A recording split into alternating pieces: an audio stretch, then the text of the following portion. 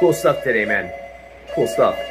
We're going to Aztec East at the Aztec Ruins.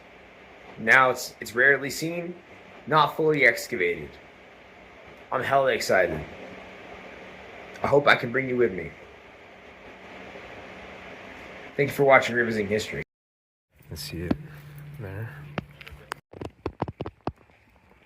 That's east.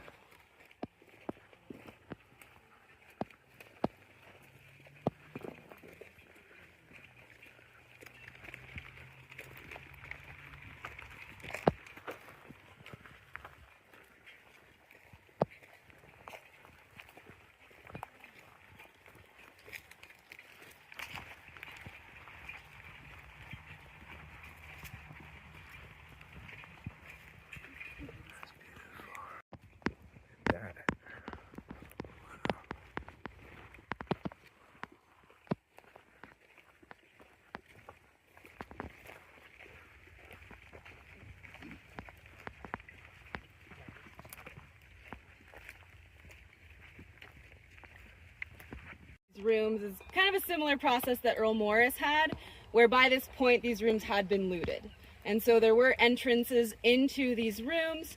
At this point, because of that, there was backfill of about 9 feet in the rooms themselves. I mean, wow, that's crazy. Look at this. Oh wow, wow.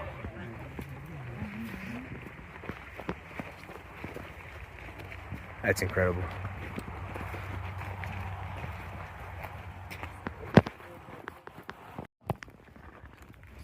Bush. Oh. Let's see. Got the nature out. My guess would be the second, but I haven't looked into it actually, so I don't know. Corner, the ones we just walked past are the 1950 explored rooms. And looking at it this way, I couldn't tell you if I ever heard what this. It's got its wings fully spread up there. Got bells from Mexico, green stone blades, and these pendants are special. Not a lot of turquoise found here apparently. That's what I'm hearing. Most of it was up at Chaco or Mesa Verde.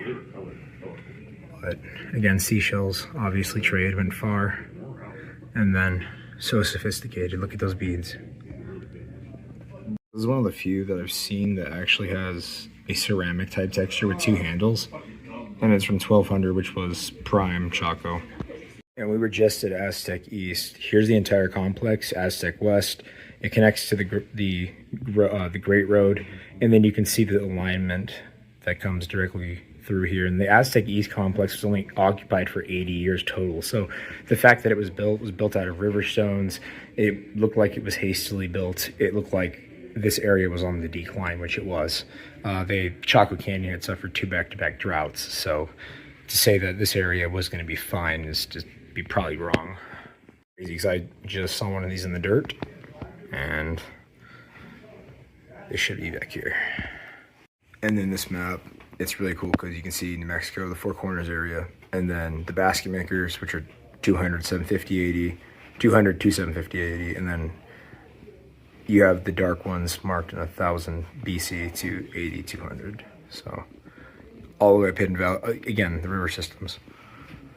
The sophistication of these bumps on the sides, the art, and then mixed in with the handle, and then these notched projectiles, which would be hard to pull out if you did get hit with it. So number one is we have the gray wacky sandstone that's only created under extreme pressure of water. It was mined, quarried about 0.7 miles from here. But however, that itself was probably from the sandstone because it was just there. But however, the funny thing is you see it here in depth. If you look, you see the stripes. And they had discussed about how the stripes may refer to a river. However, this would have been stuccoed over more than likely. You can't quite see it on this room. I'm not sure if there's even ability to see it anymore, but some of these rooms were completely stuccoed over on the interior and the exterior, so you wouldn't even be able to see the gray wacky if it was. I think one of the craziest revelations about that entire thing was that, for one, the Grand Kiva on the other side is larger than the one I'm going to show you right now. Now, this area here that we're standing on, this is prime Chaco culture, okay? This is when we're in a good place in Chaco Canyon. Things are going well. But that thing right there, it's not even close to the size of the one that's over there.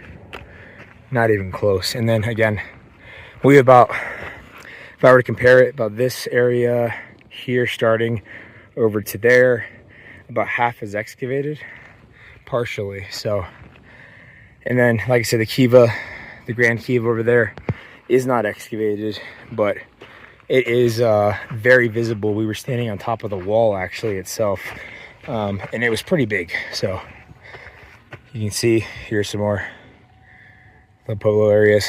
And apparently this is one of the few areas to have a tri-wall kiva, which doesn't, they don't know why. There's a lot of weird things that we found out today that kind of confirmed my suspicion.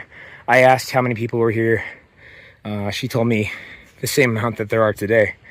And the fact is that's probably true. And then she went on to say that there's probably more back then.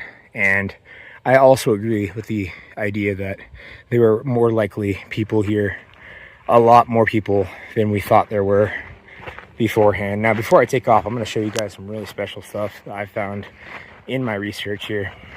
So you get my vantage point. I was up there, Grand Kiva, and then the Pueblos I was talking about. So we're gonna go ahead and go in here and I'm gonna show you some stuff.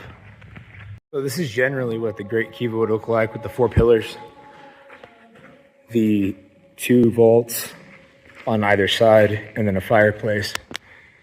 So one of the things is we don't really know what these are for. Some sort of ceremonial practice, and then also the bench around the outside. Now what we're looking at here, these are actual pillars that were used. This is how they made this stand up straight, or these pillars right here.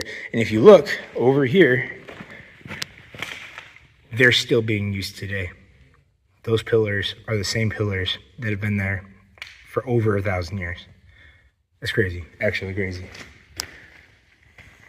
But yeah, look at the way that light shines through. That's crazy. Almost perfect. Another thing here, as opposed to the parallel ruin, is that the doors are made differently. They're more tight even than these, and these doors are not easy to go through. So something changed, something in their social status, their living. They even had, like I said, the Great Kiva that had tri-walls, more than likely to probably protect something. It seems like they were in combat, fighting, doing the dance, you know. All right, here we go. I got to get my man card back because last time I got scared by our friend here, yeah, I didn't think it was for real. Here we go.